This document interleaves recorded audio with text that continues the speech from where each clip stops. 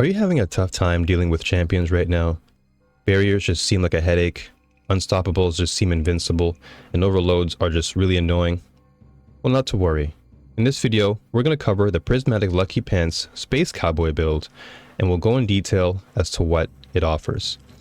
We're going to kick things off with the blueprint, that is the main objective of the build, following up with weapons that we specialize in, and lastly, we'll wrap things up with our aspects, fragments, and mods. So all that being said, let's get into the video.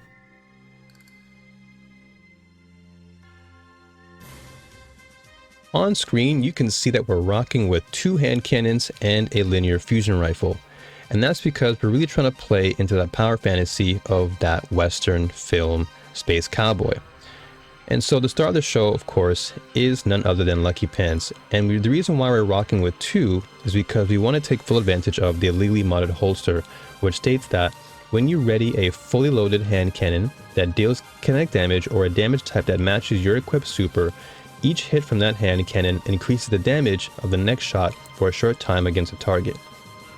Hand cannons ready faster and are more accurate immediately after swapping to them. Provides a small benefit to the airborne effectiveness stat of hand cannons while the buff is active. Now, of course, the latter half isn't that important. Of course, the main portion here is, of course, the damage output and rocking with your respective hand cannons. So I'll go into more detail in the weapons section as to why I'm rocking with these specific hand cannons here, but also provide more options along the way. But the main goal here is to do as much damage as possible, swapping between both of your hand cannons for that continuous damage output, and you pair that with the likes of Radiant alongside being invisible for almost an indefinite period of time. You're going to see why this build shines long term. So that being said, let's jump in to the weapons section and go into more detail as to why this build ticks.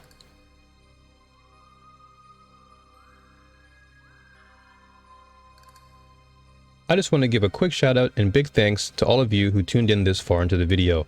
It really means a lot.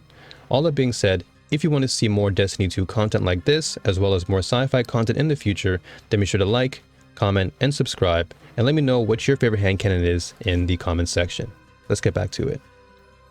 In this weapons section, we're going to go into detail pertaining to why I've chosen 2 respective hand cannons, as well as why I've chosen solar, and notable perks, alongside other notable hand cannons for you to choose from. So of course the star of the show is none other than the last word, and the reason why is because it plays perfectly into our Space Cowboy Western aesthetic. Fan fire, its intrinsic trait, states that the weapon fires full auto. Hip fire shots deal bonus precision damage while increasing reload speed and accuracy. Now, while the damage itself is fantastic, what we're looking for here is the reload speed, and the reason why is because we want to enable us to really ready our weapons alongside having faster reload speed, thus giving us better consistency as far as damage output, because the faster we can eliminate targets with reload speed and readying speed, the easier it is for us to survive and move around with a little bit more ease. Now, as far as solar, the reason why I opted for solar here is because of the Golden Gun. Golden Gun is the 3rd hand cannon, thus giving us that real true Western power fantasy aesthetic, and it just helps us to provide additional damage when it comes to dealing with barriers, overloads, or just about anything in the late game. Most notably too is we have Incandescent, and Incandescent plays really well, especially in this particular season when you have Hunter's Journal giving us bigger ignitions and thus bigger damage. So all that together, you have a build that is pretty solid.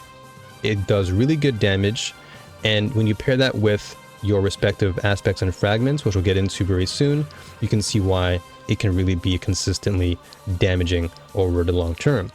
Now, perk-wise, some notable options to think about and consider are things like Rapid Hit. Rapid Hit is fantastic here because we want to be able to ensure that we have reload speed and stability activated.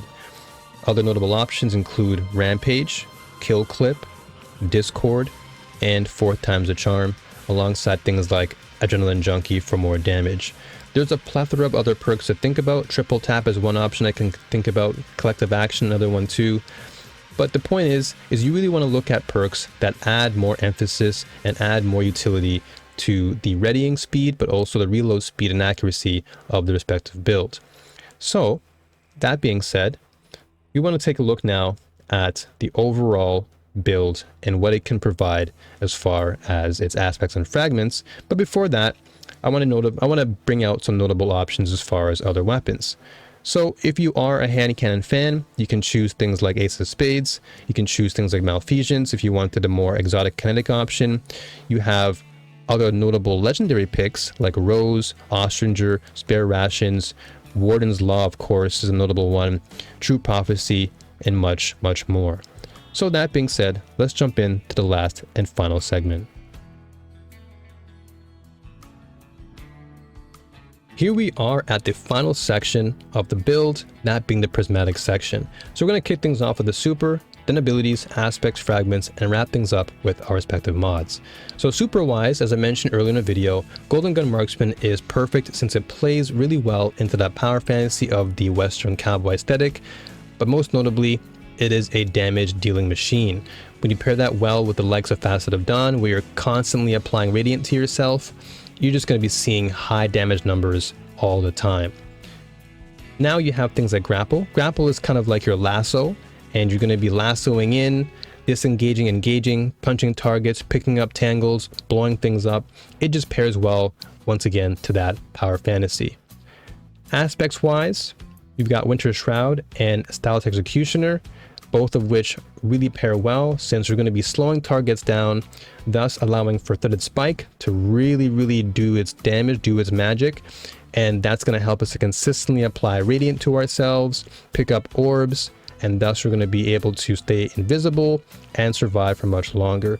And of course, the plus side is that Winter Shroud gives us more class ability as a return. Fragments.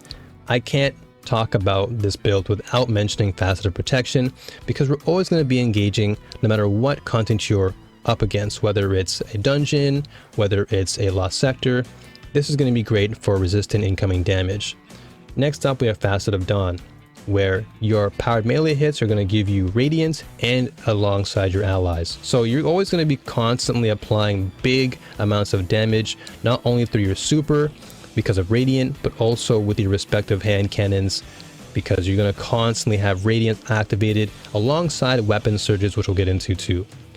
Facet of Awakening is fantastic here too, because you're always going to be picking up some element, whether it's a fire sprite for grenade energy, whether it's a tangle for free tangles. There's just a lot to pick up here, and once we get into mods, we'll start to see more of those benefits. Facet of Ruin, the obvious pick here because of ignitions. We want to make use of that when we're proccing Incandescent, and with the likes of our Hunter mod, or at least our Hunter's Journal, giving us that ignition buff damage, it pairs well in the end. And then lastly, we have Facet of Purpose, where we're going to be applying Restoration since we're utilizing our solar aspect, and we're going to be regenerating health and shields over time. So we're going to be surviving for long periods, we're going to be invisible, we're going to be doing consistent damage output. It's just a fantastic build that keeps you alive, the gameplay loop is fun, and so now we're going to move into our respective mods. So here we have Hands-On, Harmonic Siphon, and Kinetic Siphon. The last two, of course, because of our solar weapon and our kinetic option, but Hands-On is great because we want to be able to really get our super energy back as quickly as possible. And since we're always going to be proccing our Threaded Spike through our class ability, we're going to always have melee kills ready at the helm. Next up, we have our gauntlets, and we have double heavy-handed here because we're always going to be utilizing our Threaded Spike, thus giving us more orbs. And once again, it plays into that gameplay loop of having more radiant and thus more consistency in terms of damage. Chest-wise, we have our Concussive Dampener as well as Charged Up. And I'm going to explain why Charged Up is viable here in the upcoming section.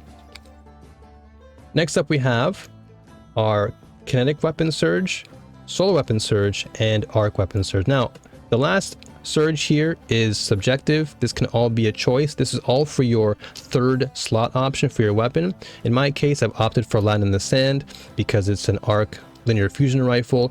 But if you want to opt for something that's not arc, you can do so. But the most important two are kinetic and solar weapon surge. And then lastly, we have the likes of Reaper, Special Finisher, and Powerful Attraction. So the reason why I've opted for Special Finisher here, and this goes back to Charged Up, is when you consume 3 stacks of armor charge for your Special Finisher, you're still going to have 1 additional armor charge ready to therefore ensure that your armor charge is always activated and thus giving you consistent damage output with your weapon surges. And that's why Charged Up works really well here, because you're always going to have 1 extra charge available to make sure you're doing damage. And then Powerful Attraction is just great for when you're using your ability, your class ability, and thus giving you a chance to pick up your orbs more faster. And then we're going to move into our Hunter's Journal to wrap things up. And the most important part here is having the Overload Hand Cannon. Everything else is not that important. Well, I guess you can say Anti-Barrier Sniper Rifle if you wanted to go for that option in your third slot. But of course, Overload Hand Cannon is really impactful here. And you want to also have things like Shield Crush. You want to have things like, well, the Sniper Meditation is also good too if you want to opt for snipers. But this one right here is important. Your Solar Fulmination is really, really good here since your ignitions do increased damage in an increased radius. Everything else is more or less just an additional option. Radiant Orbs, very, very important too. So I would say Radiant Orbs, Solar Fulmination, Feathered Blast also is not bad, but definitely Overload Hand Cannon, Sniper Rifle, Solar Fulmination, and Radiant Orbs will be your go-to picks. So hopefully this video has given you enough information to make this build work in your favor. If you have any other questions or you have any other feedback, just make sure to leave it in the comments section. And as always, New Warriors, stay strong, keep fighting, and may the force be with you all, always. Thank you for watching and tuning in. New Warriors, I'll see you next time. Take care, and peace.